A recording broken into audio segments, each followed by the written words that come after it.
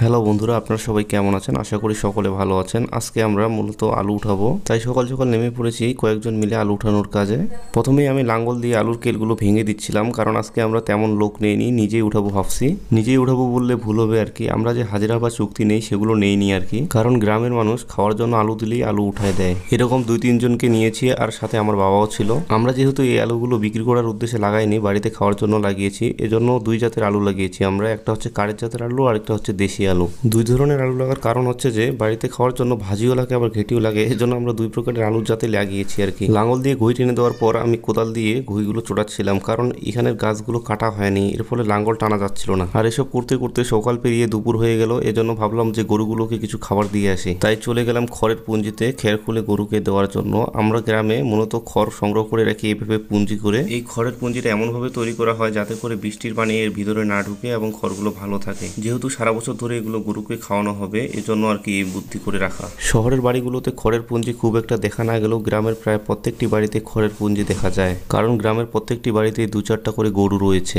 আমাদেরও 4টা গরু আছে, যেগুলোকে আমরা সনাতন পদ্ধতিতে লালন পালন করে থাকি, যেমন খড় ঘাস এগুলো খেয়ে থাকে, আর সেই সাথে ভাতের মার, শাকসবজির অবশিষ্টাংশ ইত্যাদি দিয়ে থাকি আর কি। খামারে যেমন ফিড, ভুসি, ভিটামিন ইত্যাদি ধরনের জিনিসপত্র খাওয়ানো হয়, সেগুলো এগুলোকে খাওয়ানো হয় না। তবে ভবিষ্যতে আশা আছে যে খামার সিস্টেমে গরু লালন পালন করব।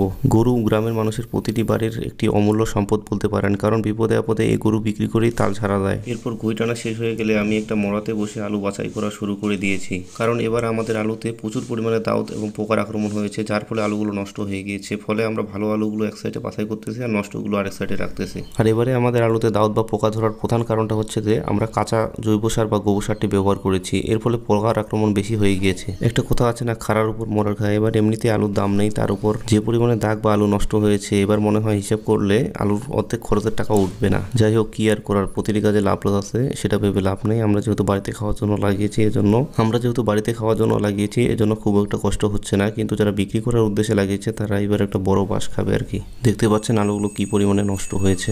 বাংলাদেশের মানুষ কি এমনিতেই কৃষি সেক্টরে আসতে চায় না, কারণ বাংলাদেশের পণ্যের দাম 1 বছর বৃদ্ধি পায় তো 2 বছরে কম থাকে। কৃষক হাড়ভাঙা পরিশ্রম দিয়ে কৃষি পণ্য উৎপন্ন করেও সঠিক দাম পায় না, আর এগুলো নিয়ে কথা বলার মানুষও নেই। এভাবে যাচ্ছে কৃষকের দিন।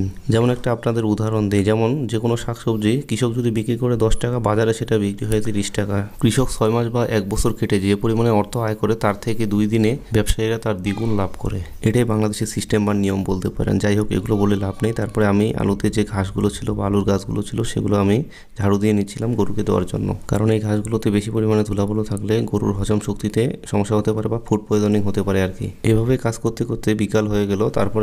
তারপর আমরা সব আলুগুলো এখানে ডিপ করতেছিলাম বাড়িতে নিয়ে যাওয়ার জন্য।